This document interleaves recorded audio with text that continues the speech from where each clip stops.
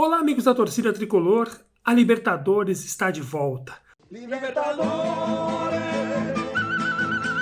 Sim, a mais querida competição do continente vai ter a bola rolando de novo a partir dessa semana. E o São Paulo também volta a jogar. O que mudou de lá para cá? Mas antes de falar com vocês sobre isso, eu peço que ainda não curtiu o nosso canal, dá um joinha aí no vídeo, se inscreve no canal e ativa o sininho para receber as notificações de todos os vídeos que a gente posta aqui, dos conteúdos pré-jogo, dos vídeos sobre o São Paulo, sobre a política do clube e também as lives dos jogos. Vamos lá então.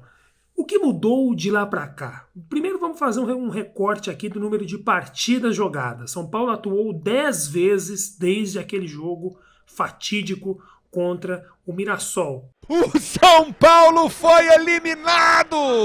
Mirassol 3, São Paulo 2! As 10 partidas pelo Campeonato Brasileiro. 5 vitórias, 3 empates e 2 derrotas, que colocam o São Paulo como terceiro colocado na competição, atrás somente apenas do Internacional e do Atlético Mineiro. É um bom retrospecto. O técnico é o mesmo, mas o time mudou bastante desde então. Primeiro ponto, o Diniz parou de usar somente os mesmos 11 jogadores. O Diniz tinha um time base na cabeça que veio aí durante quase toda a primeira fase do Paulistão, quando o campeonato parou, a bola voltou a rolar e o time continuou o mesmo. Vamos lembrar a escalação que entrou em campo contra o Mirassol. Thiago Volpe era o goleiro, Juanfran e Reinaldo nas laterais, Arboleda e Bruno Alves na zaga, Tietê, Daniel Alves e Igor Gomes no meio de campo, e no ataque, Alexandre Pato, o Pablo e o Vitor Bueno. Esse time, mesmo depois da eliminação para o Mirassol, o Diniz continuou apostando nele. Foi o time que começou o Campeonato Brasileiro contra o Fortaleza. Com lesões, o Vitor Bueno não pôde jogar aquele jogo, e também foi o time que jogou contra o Vasco, a derrota em São Januário. A partir daí, Diniz resolveu promover uma revolução, sobretudo a partir da terceira partida do São Paulo, aquele empate contra o Bahia em 1-1. E na alteração que ele faz, a última, a entrada do Léo como zagueiro e o deslocamento do Reinaldo, a lateral esquerda, e o Léo entrando como zagueiro, a saída do Bruno Alves do time, Diniz começou a escalar jogadores que não estavam atuando anteriormente. Gabriel Sara é um deles, o Igor Gomes saiu do time. Então aí foi uma mudança. O Diniz mudou a mentalidade dele, fez rodar o elenco. Segundo ponto, a mudança da zaga. Como eu já antecipei no primeiro ponto, essa mudança dos 11 iniciais, que o Diniz sempre usava, fez com que dois jogadores considerados intocáveis pelo bom trabalho que fizeram em 2019, São Paulo foi uma das melhores defesas do Campeonato Brasileiro, Arboleda e Bruno Alves saíram do time. O torcedor primeiro ficou perplexo quando viu na partida contra o Sport, na Ilha do Retiro, que o Diego Costa e o Léo começariam jogando como titulares. Mas o Diniz bancou, tirou 2 jogadores considerados intocáveis e o Diego Costa e o Léo entraram muito bem na zaga. O Diego Costa acabou se consolidando como titular absoluto naquele jogo contra o Corinthians, o clássico que São Paulo venceu. E o Léo trouxe algo para o time que não tinha com o Bruno Alves pelo lado esquerdo, que é uma saída de bola mais objetiva, rompendo linhas, avançando a bola para além daqueles passes laterais que tanto o Arboleda como o Bruno Alves davam. Terceiro ponto. Os garotos começaram a ganhar mais oportunidades no time titular.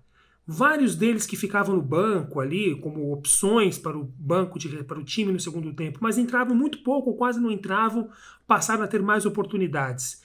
É o caso do Paulinho Boia, é o caso do Brenner, é o caso do Gabriel Sara, que agora é titular absoluto para o Diniz, é o caso do Toró, além, é claro, do Diego Costa, que a gente já tinha citado aqui, e também até do Elinho, que entrou em alguns jogos aí no segundo tempo, com menos espaço, é verdade, mas passou a jogar mais do que jogava antes da paralisação do futebol e naqueles jogos contra a Red Bull Bragantino e Mirassol.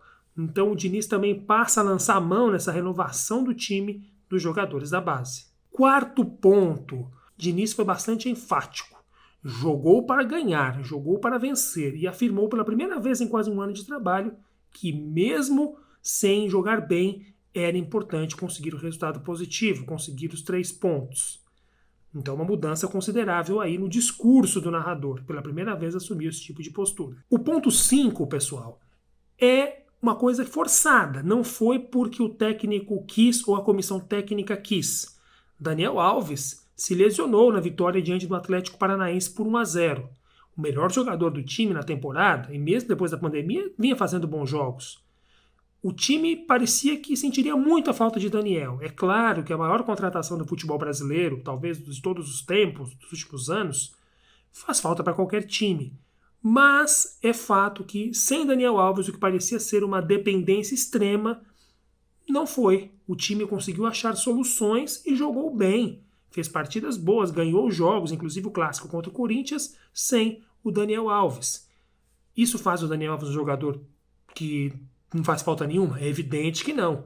Por exemplo, em partidas contra o Red Bull Bragantino, que o São Paulo empatou, jogou muito mal, o Daniel em campo poderia dar ali um vigor, uma experiência para o time sair de uma situação de enrosco. Mas é fato, o Daniel saiu e o time continuou jogando, conseguindo jogar bem, como nos clássicos contra o Corinthians e contra o Santos. Esse último, apesar de não ter ganho, fez uma boa partida. E o 6º ponto é que o Hernanes voltou competitivo.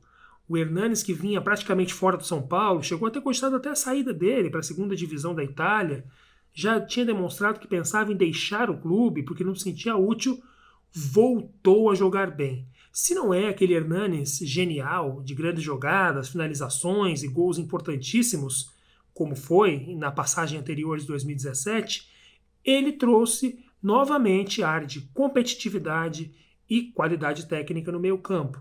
Como, por exemplo, naquele golaço contra o Corinthians, apesar da falha do Cássio. O Hernanes fez um bom jogo naquele dia, fez um belo gol de falta que há tempos, aliás, o São Paulo não conseguia marcar. Então o Hernanes voltou bem, experiente, mas uma nova cara de qualidade técnica no time, suprindo em partes a ausência do Daniel Alves. O São Paulo que vai enfrentar o River Plate é muito diferente do São Paulo que foi eliminado para o Mirassol. Diniz estava com a corda no pescoço. Problemas ainda continuam. O time não é perfeito, o time não consegue ter regularidade. Joga um tempo bem, depois outro tempo mal, ou algumas vezes somente 30 minutos de bom futebol. Mas é fato que Diniz deixou de ser refém das mesmas ideias e passou a montar o time de forma diferente, buscando alternativas dentro do elenco, soluções táticas, tentando inovar. E esse é um ponto positivo e talvez por isso o Diniz continua aí prestigiado internamente como técnico do São Paulo. Gostou do vídeo, pessoal? Mais uma vez eu peço, dêem o seu like e curtam o nosso canal. Um abraço.